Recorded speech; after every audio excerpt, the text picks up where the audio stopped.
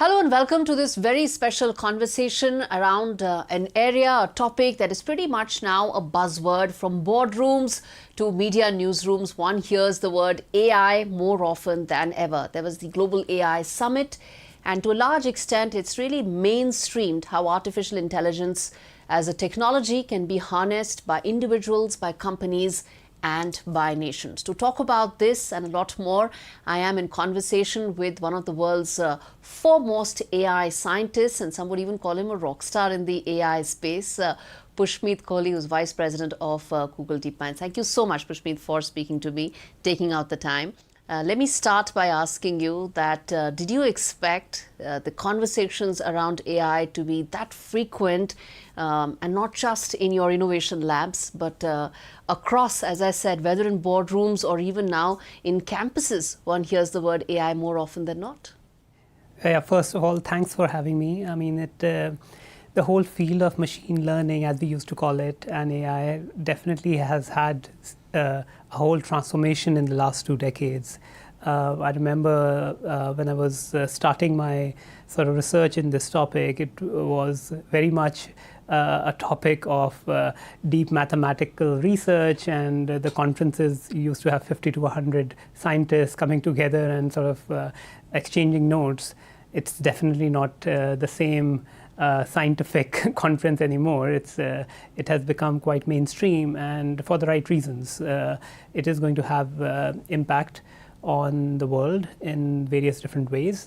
We are already seeing the potential it has to really advance and accelerate science that my team, particularly at Google, sort of has done a lot of work on. So yeah, it's exciting times.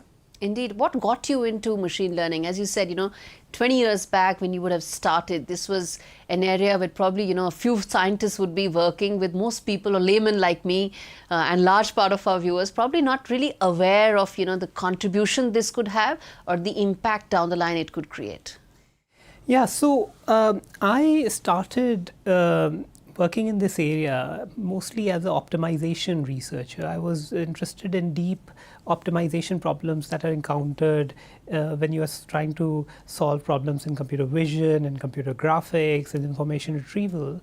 And what we realized is that this data-focused approach, where instead of programming the system to do something, if you allow the system to learn by itself from the data, it could come up with some very surprising sort of results which were much, much better than what you had programmed it for.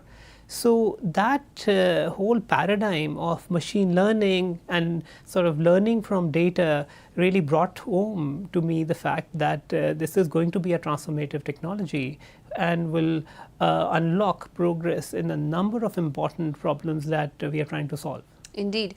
And before we come to the specifics in terms of its impact on education or life sciences and medical research, even areas like automobiles, before we dive into any of that, I have to ask you a larger big picture question. As someone who is an AI scientist, what is your goal in terms of when you approach a technological breakthrough? What would you envisage AI to really achieve? Yeah, so one of the things that I think where we definitely need AI for is to unlock some of the mysteries of nature, especially in science. In many areas of science, whether it's biology, whether it's chemistry, physics, we need deep breakthroughs. Our civilization is facing a number of sort of challenges. We saw it with the pandemic, yes, that our understanding of biology is quite limited. We are seeing it with climate change, that our understanding of the physical systems is limited. We are facing a huge energy crunch, and we need new sources of sustainable energy. So if you look at all these different problems, what is underlying it is a need for deep technological and scientific breakthroughs. And I think this is where AI comes into the picture, an ability that allows us to go beyond what sort of humans have been able to sort of make sense of. Yes. And go and make progress on these in these areas. You know, these are very path-breaking innovations, and even if one out of these many actually clicks, then you're talking about a major change or transformation in humanity. Unfortunately, all conversations come down to, will it replace me? You know, that's what it comes down to. And for the benefit of, you know, our viewers watching this, as I said, most of them may not appreciate the technological innovation like a scientist like you. So for the benefit of them, I have to ask you this, you know, and before we deep dive into, you know, what AI would mean in any of these areas, which is that why is that lingering fear there about, you know, will this replace most jobs? I mean, you know, and how does one address that lingering doubt about a tech breakthrough? Yeah, so I think the first thing to think about the new generation of AI models is that they have cognitive abilities. They are able to solve cognitive tasks. Now, if you think about the history of technology, when calculators came out, right, there were people who used to do those very cumbersome mathematical sort of calculations, which now did not need to do them by hand, but could use calculators. So in the same way, there will be certain types of tasks and certain types of activities that these models will be able to do. And I think the right thing that we will need to do is basically figure out how should we leverage them. And then the productivity gains that we get, how do we then invest those productivity gains towards solving newer problems? So if there are people, if we have more time now because we are more productive and we have access to these tools, the thing that society needs to ask itself is to how do we take on that extra amount of productivity that we have, and where should we focus it? Okay, and the answer that I would like that I would propose is basically there are so many challenges that we are facing. In fact, we should be thinking about using any sort of our brain power that we can get towards those things. I would probably see this that, you know, the era of generalists may be over and the era of experts may probably be dawning upon us. But, you know, let's now look at some of those specifics in terms of, you know, first and foremost, life sciences and medical research, simply because of the impact on humanity may be just so intense and life-changing. You know, how do you see that? You know, you've also done a lot of work in that area, whether it is about pandemics or whether it's about, you know, cures or prevention. How do you see what has been achieved so far? And if we can do some sort of a crystal ball gazing as to what are we really looking at in terms of outcomes for the future? Yeah, so I think biology is going to be an area which is going to be transformed by AI. And I'm not a biologist by training, I'm a computer scientist, but my first experience of working on a biology problem came 7 years back when we started working on the protein structure prediction problem. So proteins are essentially the building blocks of life. They are essentially the Lego pieces that make you and me. And yet scientists do not know what is the shape of these proteins, even though they are crucial in our understanding of how the human body works, how life works, how diseases can be treated, and so on. What we tried to do with AI was we tried to solve that problem, and our solution, the AlphaFold 2 system, was considered the breakthrough system for and a solution of this problem, and has recently won the Nobel Prize for that work. Yes. What it allowed scientists to do now is basically make predictions about these structures, just unlocking and uncovering the vast space of biology and giving sort of people much more agency in terms of accelerating drug discovery, developing sort of better vaccines, sort of even supercharging sort of work on developing enzymes that can fight things like plastic pollution. So that is just one area of understanding the structure of proteins, the building blocks of life. Now think about that in the context of understanding our genome. Like what happens, how are we different in different ways? What does that mean in terms of our susceptibility to certain types of diseases? So the amount of information and knowledge that can be uncovered using these techniques is just immense. I think everything from vaccine, which is prevention, to of course cure comes into this domain. Which brings me to ask you this, that and something that many people ask is that how much of this is going to be driven by corporates and how much of this is going to be driven by governments, because it boils down to resource allocation as well. Yeah, so machine learning and AI has been a field that started in academia. In fact, there was a lot of research that started in academia.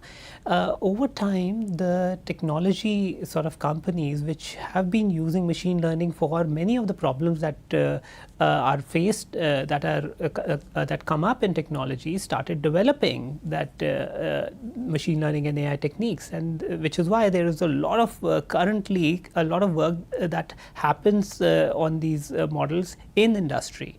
But at the same time, I think we need to build that ecosystem. This work needs to also sort of happen across the whole sort of ecosystem. We need to have universities who have an understanding of what is being developed, and so that we have a healthy ecosystem of research across both the private sector as well as the public sector. The current needs of these models in terms of the compute required, the data required, and sort of the talent required, and so on, they are sort of large, and I think there needs to be sort of investment, which is already happening in the public sector, on building capacity to do this research across the board. Which brings me to ask you about the fact that issues like these or contributions like these, which require large resource allocation, also have a certain longevity. How do you see the role of governments in this? Because private corporations have really taken the lead. They've shown the way. They also have more resources to allocate. But issues like these, especially medical research, how much role do you think governments will have to play going forward? Because it's not just about the first world. You're talking about the global south, you're talking about the least developed countries. It matters to all of them. How do you see and envisage that happening? Yeah, absolutely. With a technology which is so important and sort of has far-reaching consequences like AI, governments have a role to play, and in fact, we encourage sort of participation from different parts of the sort of public sector and policymakers. What we do need, and it's very heartening to see, in fact, that governments around the world have taken a lot of interest in AI. And both the limitations as well as the strengths and the promise of AI. What is required is we want to make sure that the regulatory sort of oversight that is done in an informed manner, so that governments really understand the big picture, understand both the strengths and the weaknesses, so that they can make sure that this technology is used in the right way for the benefit of humanity and for the benefit of society. Yes, indeed. And before I come to the clean energy part, because that I think is the other very important piece, maybe more than automobiles and mobility also. Before I come to that, I want to ask you about the regulatory part. There is a lot of global talk about regulation, but there isn't any regulation right as such. Also, there are two parallel schools of thought. One saying regulation or excessive regulation may actually inhibit innovation. Where do you see that fine balance, and is that fine balance actually going to come, or do you think it's going to be some time before we have that clarity? I think with any sort of powerful technology, there is a time that people need to take to understand the technology, right? Prematurely sort of making rules which do not serve a purpose is not great. So it's really good that policy making is done in an informed fashion. And I think that's the thing that I personally would encourage, right? Where sort of policymakers understand what are the things that we would want out of this research and out of this work, and then build the right mechanisms to be able to achieve those outcomes. And what about how do you see Google's role in this in terms of shaping a more enabling policy environment? Yeah, so I think My particular role is in the sciences, but I see the organization being very proactive in thinking about and engaging sort of civil society and governments across the world in all the places that we operate in.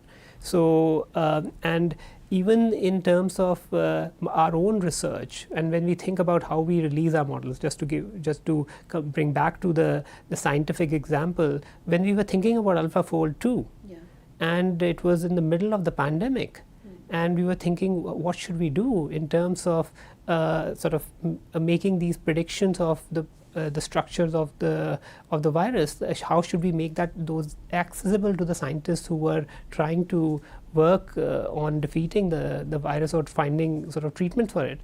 We took a very broad approach where we approached the scientific community and got their feedback, and then based on that feedback and all the ethical sort of considerations, then made a decision that yes, it should be sort of shared. So we are already taking a very proactive approach in making sure that the work, at least that is done by us, is done in the most ethically and responsible fashion. How important is a larger conversation around ethical and responsible AI, and what do you think should be the role of civil society and informed citizenry in this? Yeah, so I think it's extremely important. It's an important technology that is going to touch us in many different ways, and it is really important that we sort of we all participate in it. There is an element of understanding. Right, so we all need to be better informed as to what are the possibilities with this technology, and civil society and both governments should sort of invest in public understanding of AI. And I think companies around the world as well should basically contribute to that endeavor.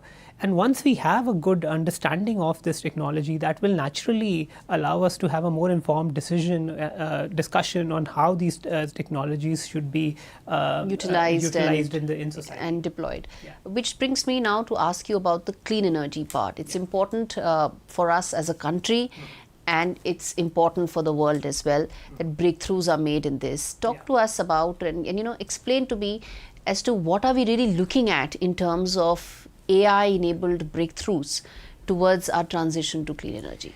Now, AI basically can help us in this challenge in many ways, right? Just to give you a couple of examples, one example is in enabling nuclear fusion. So nuclear fusion has been a very promising sort of technology. It is a technology which is carbon free and can give us abundant amount of energy, but there are key research and engineering challenges that lie in the way. And with AI, we are hoping that we can make rapid progress. Not only us, but a number of teams around the world are investing in this area, and we hope that sort of use of AI will really accelerate the path for development of this technology. The other example is in material science. If we can sort of make breakthroughs like the one that we did in biology in material science, that will unlock sort of new kinds of materials that will allow us to not only generate more energy more efficiently, but also store it and transmit it and so on. So sort of if we come up with a novel superconductor, that really transforms our ability to be able to sort of deal with energy. How far away are we from these breakthroughs? Because as I said, this matters to everybody at a personal level, at a national level, at a global level. Yeah, so it's very hard to predict how research sort of progresses. But one thing is for sure, that we are seeing advances being made. The rate of progress is extremely high. In terms of when we achieve these breakthroughs, that is, it's difficult to sort of make those predictions. But I sort of, from my vantage point, I'm seeing progress being made across the whole spectrum of these topics. What about robotics? I mean, there's been a lot of chatter about what all can robotics achieve. Particularly, I hear that in the service industry, and the second place one hears that a lot is in defense. The role of robotics, specifically in such industries. How do you envisage that happening? and also bring in, you know, a perspective in terms of where India can actually really plug the gap, so to say, because robotics is one place where I feel, or at least that's what I think, we've made some progress. So robotics is not an area that I work closely on. So I'm not the best person to be able to sort of to speculate on the applications of robotics. But I see the robotics being an important area, and we are seeing these models actually enabling a number of different types of applications. I also think that especially in the context of robotics, we need to make sure that all these applications have to be considered from an ethical and responsibility perspective, right? So we make sure that we are building on this technology for the long term, right, and for the right sort of use cases. Yeah. Okay, which, you know, let me now then ask you about the India AI journey, because, you know, that's also something that's very that impacts us. It impacts us in terms of where are we on the AI, you know, trajectory, so to say. There is this, you know, the ChatGPT model that's come up. There is the DeepSeek model that has come up. And now there's an expectation, at least, that there could probably be some sort of an India model between these two extremes, one being largely private-led and the other being totally state-led. As someone who understands both the space and what it takes to be there, how do you see India being able to navigate these two extremes, and where do you think will be that India balance? Yeah, so I think India is a great sort of consumer of AI, and also India has the potential to be a great developer of AI. The key strengths that India has, it's basically its ability, it's very rich data sources, right? And I think India can leverage those data sources to really sort of build this technology. The other sort of element is that is particularly sort of unique in the context of India is the diversity that India has, and in some sense going back to the model that that we are developing and the work we are doing at Google is building up our Gemini foundational model. Yeah. One of our key priorities is to make sure that that model actually works for all Indian languages, right? A lot of the research that has happened till now has been mostly been driven in specific sort of languages, and Indic languages have not been that been that well represented, and that is a particular focus of ours. And we are working on with our team in Bangalore. In fact, is working in a collaboration with Indian institutes to really expand the model's abilities on these languages. That would really increase the scope and the scale at which, if Indic languages or India's vernacular languages get included. Let me then also ask you about the model that Google has, and how does it differentiate to its peers, because you are of course leading this space, but what about some of the other models, and what is the difference? So I think one of the key focus areas for us as an organization was to make sure that our models worked for most of the tasks that our users are interested in. So our models are fundamentally multimodal. They do not only just operate on text, but they operate on images, audio, videos. The other sort of element is that they work for users across the world. And this is why the focus on Indic languages is really important, and languages across the world, that's very important.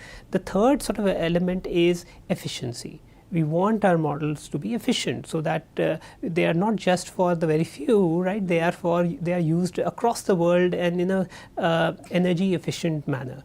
So these are some of the key things that we have invested in, like making sure that the models are competent and are the best in terms of their abilities, but also have the coverage and have the efficiency to be able to be used across the world.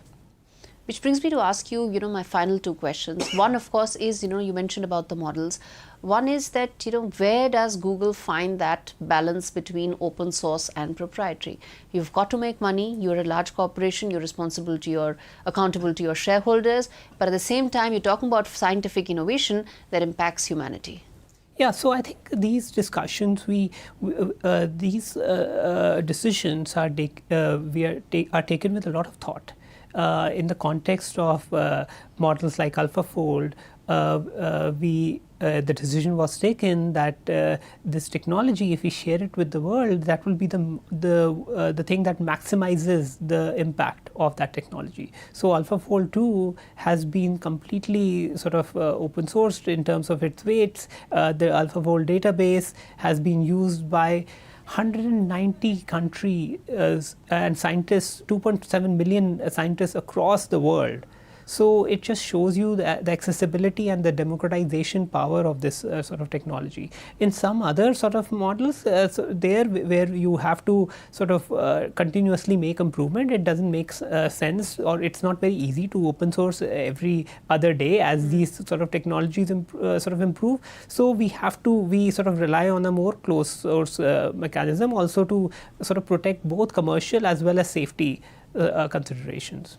Final question, Pushmeet. We've spoken about path-breaking innovation and a lot that technology can achieve. But I feel this is one question that I must ask, simply because it impacts so many people's lives, which is the role AI is playing in our lives in terms of some sort of a disinformation. That's also happening. And a large part of company and government's resources goes in addressing some of this.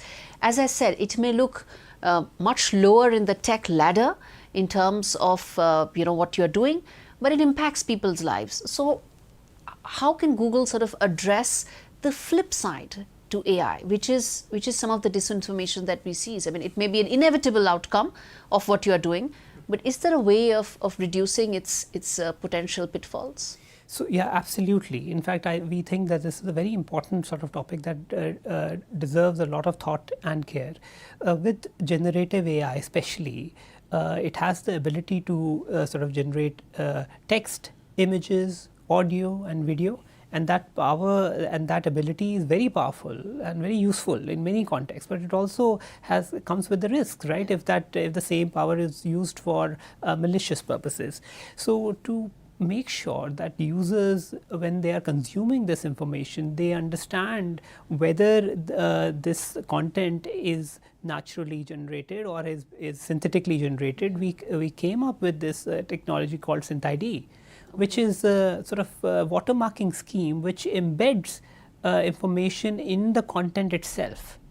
And we were one of the pioneers in basically doing this. Google was a complete pioneer in sort of doing this, and not only have we integrated this in our models, but in some cases we have also open sourced it, so that other sort of companies and other players in the ecosystem can also sort of employ this and adopt this practice for their own products. All right, Pushmeet, thank you so much for speaking to me on NDTV. A lot that we covered, and the biggest takeaway for me is that the next time I meet you, hopefully I'll still have my job and not be replaced by an AI bot. Thank you so much for really detailing what is set to really change humanity going forward. Thank you. Thank you.